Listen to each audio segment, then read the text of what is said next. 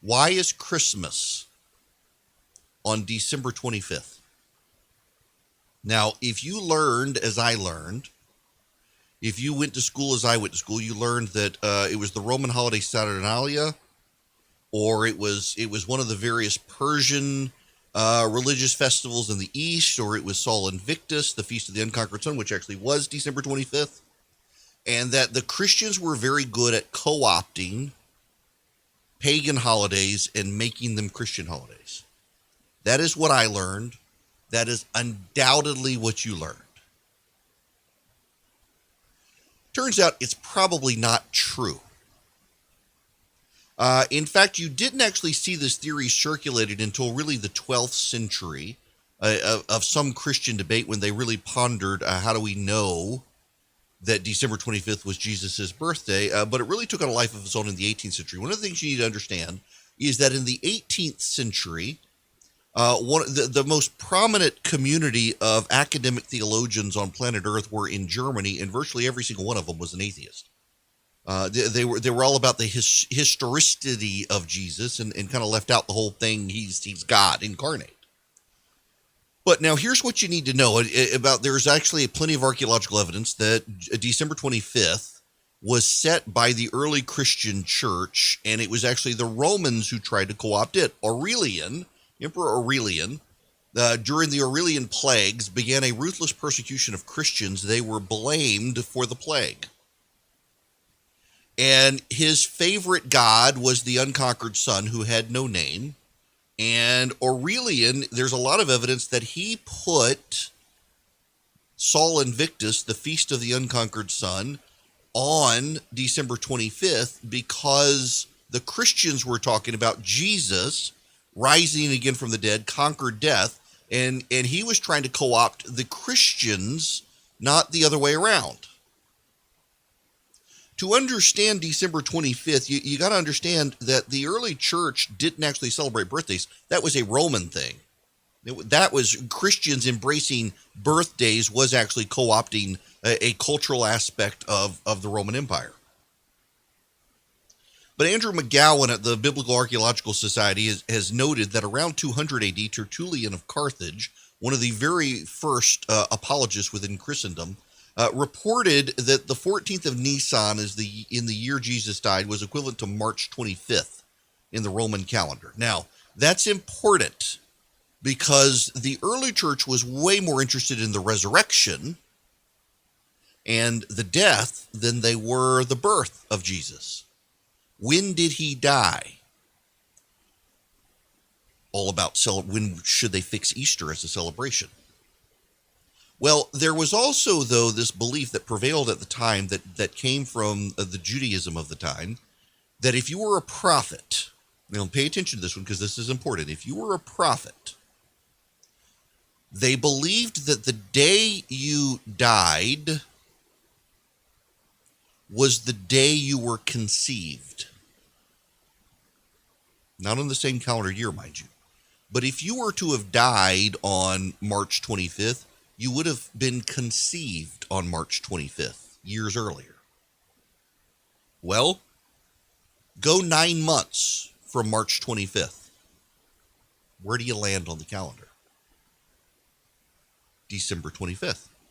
Now, while that was all going on with the Western Church, on the eastern part of the Roman Empire, it was more mystical, the eastern half.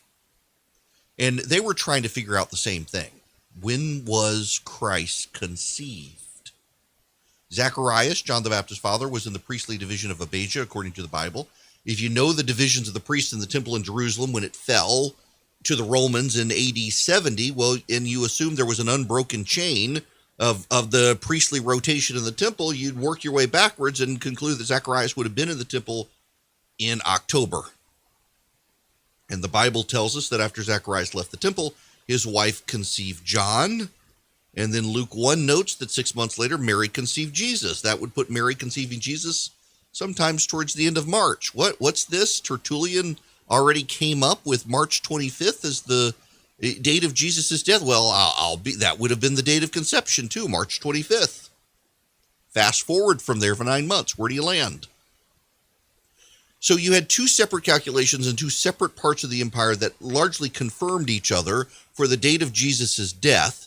And you had this overwhelming belief in the early church that you died on the date you had been conceived, different calendar years again. And so they fast forward 9 months, they landed on December 25th. The earliest known records, in fact, of setting Christ's birthday come around AD 200 because of Tertullian's calculation of March 25th as his date of death. Now, you got to keep into account the Gregorian calendar and all those changes as well. But nonetheless, by 300 AD, Christians throughout the world were already celebrating Christmas on December 25th because it fell 9 months from the date of his crucifixion. It was Emperor Aurelian who saw the Christians moving in this direction, who decided, I'm going to plant the Feast of the Unconquered Sun there and tell the Romans that's who they're celebrating. It's not really this Jesus guy, and these Christians, we're going to persecute them, we're going to kill them, and because they're disrupting Sol Invictus, claiming their guy is Sol Invictus. Well, by 400 AD, Christmas being celebrated on December 25th was established within the post-Constantine Christian Roman Empire. Now, here's the important part of all of this, though. Most scholars actually reject the idea that Zacharias was in the temple in October. Pay attention to me here. This is very important. Most scholars reject it. And most modern scholars actually think Jesus may have been born in the spring, not the fall or the winter. No one really, except diehard committed nuts, reject the idea that Jesus was real. There's actually copious amounts of historic evidence. It can't get you to him being the Son of God, but it can fundamentally get you to the idea that Jesus actually was a real person. Now, you can conclude the early church was wrong. You can conclude that December 25th is not the date Jesus was born. You can conclude that. But it's important to note that the early church, for reasons completely separate from Saturnalia, Sol Invictus, Mithras, and other gods and celebrations, the early Christian church had concluded that that was the date of Jesus' birthday, largely because they had this belief that he died on March 25th and that a prophet was conceived on the date of death. And 9 months later was December 25th. It was a completely separate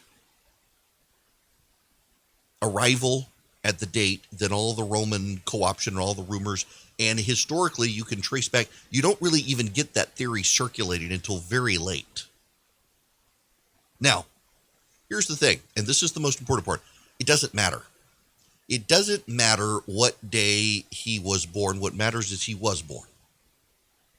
There are a lot of people who want to write him out of history and say he never existed, but to do that, you've got to write a whole lot of people out of history. And we have more documentary evidence of Jesus being real than we do for many of the Roman emperors that no one disputes were real.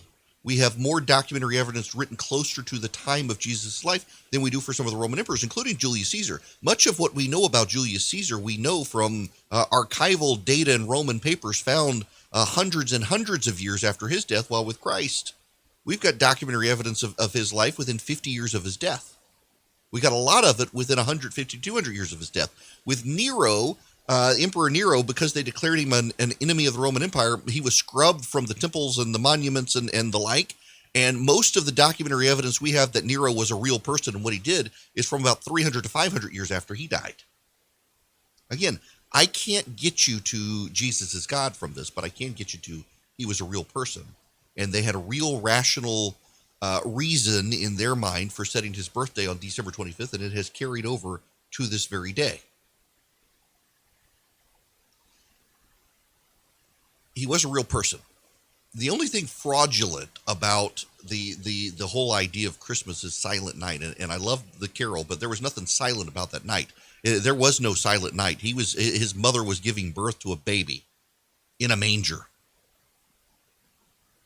But I start the show here today, a conservative talk radio show with so much news going on in the world. Who knows how many people have changed the channel already? But I do it because I do strongly believe occasionally we got to hit the pause button. And remember, in the grand scheme of human history, this is one of the biggest events, the biggest being his death and resurrection, I think. And we give it attention on a fixed calendar day, but it was a process of a woman and her husband traveling to Bethlehem seeking shelter during a Roman census. They no room at the inn. They found refuge in a manger. And we could all use a break from the standard hysteria of politics right now. People have become so obsessed with it and so angry with it. And, rejoice. The light comes into the world. Just let's take a moment and ponder that as we start our Wednesday together.